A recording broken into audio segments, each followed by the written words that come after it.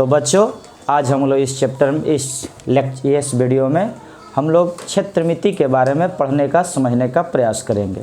जैसे क्षेत्रमिति में बहुत सारे आकृति होती है, जिस प्रकार के जैसे आयताकार हो गया, वर्गाकार हो गया, वृत्ताकार हो गया, रेक्टेंगुलर हो गया, स्क्वायर हो गया, सर्कल हो गया, स्फेयर हो गया, हेमिस्फेयर हो गया।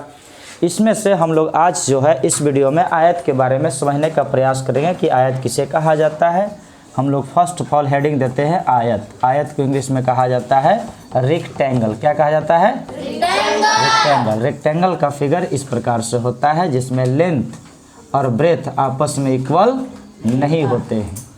लेंथ और ब्रेथ आपस में अनइक्वल होते हैं, यानी आपस में बराबर नहीं होते हैं, लेकिन इनके आमने सामने की भुजाएं आपस में बराबर होती है।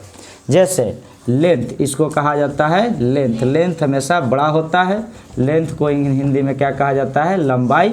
और ब्रेथ को हिंदी में क्या कहा जाता है? चौड़ाई।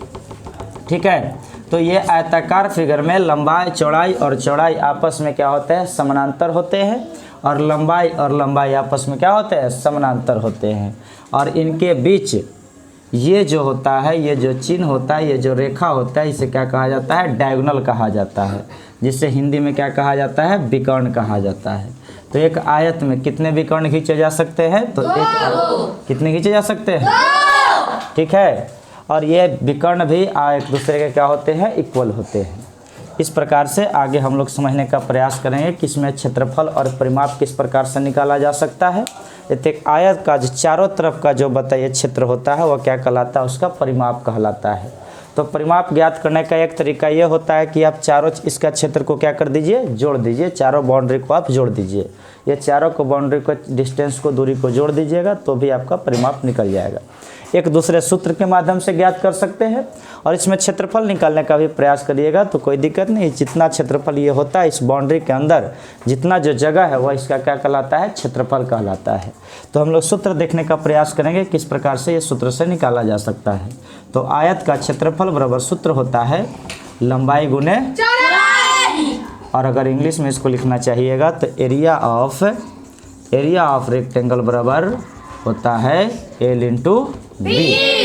और अगर दूसरा पॉइंट में समझने का प्रयास करिए कि आयत के परिमाप बराबर क्या होता है, तो आयत के परिमाप बराबर होता है 2 इंटू लंबाई प्लस चौड़ाई। अगर इंग्लिश में लिखना चाहिएगा तो पेरीमीटर ऑफ रेक्टेंगल बराबर हो जाएगा 2 इंटू L प्लस बी। एक और सूत्र इसमें जनरली प्रयोग किया जाता है आयत के विकर्ण बराबर।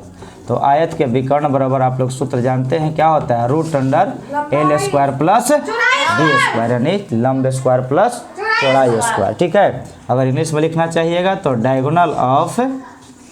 डायगोनल ऑफ रेक्टेंगल बराबर हो जाता है root under L square plus B square. तो इन तीनों सूत्र के माध्यम से हम लोग निकालने का प्रयास करते हैं। बाकी इसमें और ज़्यादा सूत्र का प्रयोग किया जाता है। जैसे इसके बाहरी किनारे का क्षेत्रफल निकाल सकते हैं, अंदर वाले का क्षेत्रफल निकाल सकते हैं। बाकी चीज़ हम लोग अगले क्लास में देखेंगे, लेकिन अभी तत्काल इतना ही देखते हैं। ओके, बाकी मिलते हैं अगले वीडियो में। Thank you.